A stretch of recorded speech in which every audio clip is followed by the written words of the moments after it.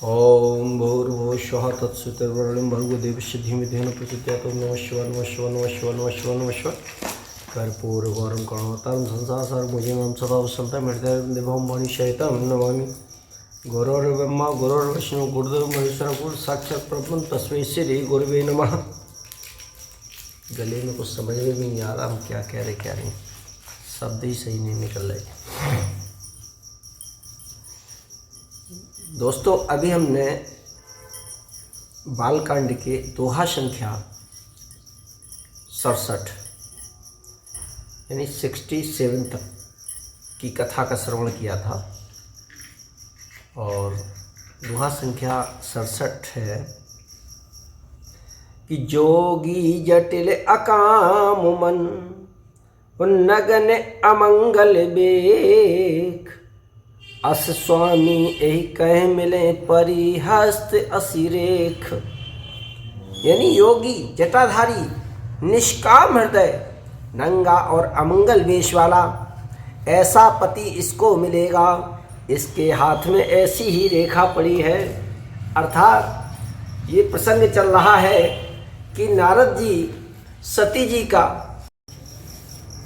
यानी प्रसंग चल रहा था कि नारद जी पार्वती जी का हाथ देख रहे हैं और उनके बारे में बता रहे थे।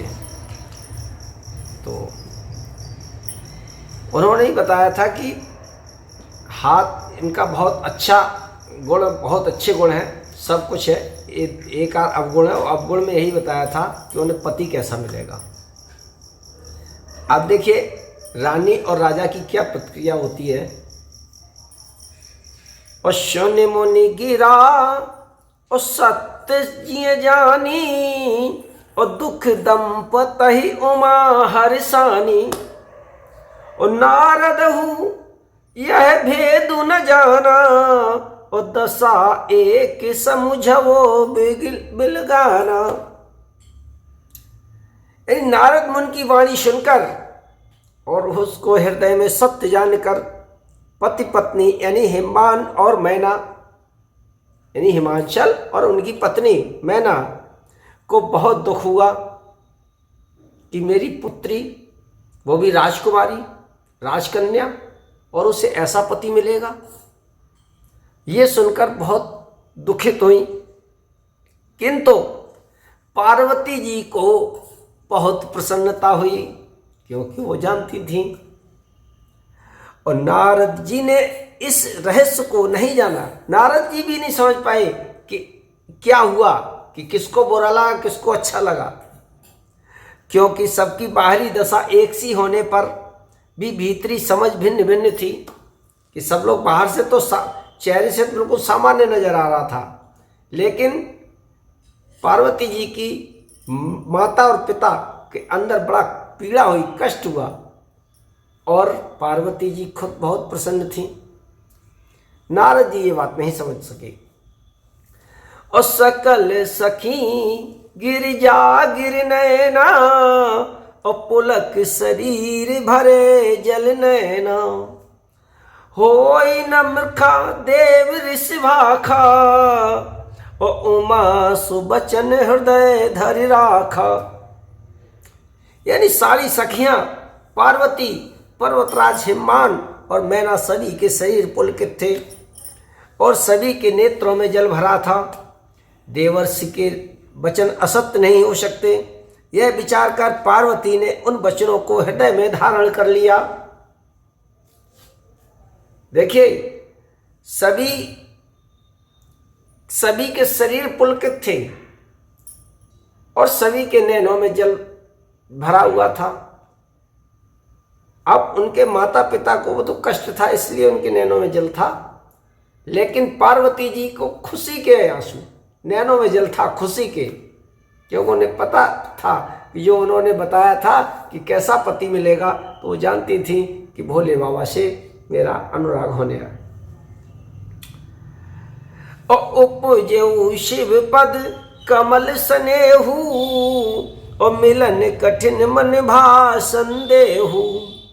जाने को अवसर प्रीत दुराई और सखी उछंग बैठी पुन जाई। उन्हें शिवजी के चरण कमलों में स्नेह उत्पन्न हो आया, परंतु मन में यह संदेह हुआ कि उनका मिलना कठिन है। अवसर ठीक न जानकर उमा ने अपने प्रेम को छिपा लिया और फिर वे सखी की गोद में जाकर बैठ गई। और झूठी न होय देव ऋषिवानी, और सोचहि दंपत सखी सयानी। उर धर धीर कहई गिरराऊ, और कहऊ नाथ का करिए उपाऊ। इधर राजा और रानी को चैन नहीं, बेचैन हो गए, क्योंकि नारद जी कभी असत्य नहीं बोलते थे। देव ऋषि की वाणी झूठी नहीं होगी, यह विचार कर हिमवान और मैना और सारी चतुर सखियां चिंता करने लगीं। फिर हृदय में धीरज धरकर पर्वतराज ने कहा, हे नाथ, कहिए अब क्या उपाय किया जाए जिससे हमारी पुत्री को ऐसा वर न मिले। कह मुनीष हिमवंत सुन, जो विधि लिखा लिलार। और देव दनुज नर नाग मुन, को न मेटन हार। ये बात बिल्कुल सत्य है और इसको कोई नहीं मानता है। यानी मुनीश्वर ने कहा, नारद जी ने कहा कि हे हिमवान सुनो, विधाता ने ललाट पर जो कुछ लिख दिया है उसको देवता, दानव, मनुष्य, नाग और मुनि किसी की हैसियत नहीं कि उसको बदल दे, कोई नहीं मिटा सकता। फिर भी आदमी के साथ जे कर लो, वो कर लो, फलाना कर लो, ढिमका कर लो, ऐसा हो जाएगा, वैसा हो जाएगा, बस दोस्त, फलाना दोस्त, कुछ दोष नहीं है, कुछ भी दोष नहीं है। बस केवल एक ईश्वर की शरण में जाइए। जो आपके जीवन काल में लिखा होगा उसे कोई शक्ति उसे नहीं, आपको डिगा नहीं सकती, अच्छा बुरा। और तदपि कहूँ, और तदपि एक मैं कहूँ उपाई, होई कर जो देऊ सहाई। और जस बर में बरन्यू तुम पाही, और मिले उमय तस संशय नाही। गला काम नहीं कर रहा बिल्कुल। तो भी देखो, नारद जी ने बिल्कुल स्पष्ट कह दिया कि जो ललाट में लिख दिया है प्रभु ने, उसको कोई नहीं मिट सकता। लेकिन फिर भी एक तसल्ली के लिए नारद जी ने कहा कि तो भी मैं तुम्हें एक उपाय बताता हूँ। यदि देव सहायता करें तो यह सिद्ध हो सकता है, कंफर्म नहीं, सिद्ध हो सकता है। उमा को वर तो निस्संदेह वैसा ही मिलेगा जैसा लिखा है। उन्होंने कहा उनको वर तो वैसा ही मिलेगा। और जे वर के दोष बखाने, ते सब शिव पहि में अनुमाने। और जो विबाहु शंकर सन होई, और दोषौ गुण सम कहो सब कोई। नारद जी ने कहा, परंतु मैंने वर के जो दोष बतलाए हैं, मेरे अनुमान से वे सभी शिव जी में हैं।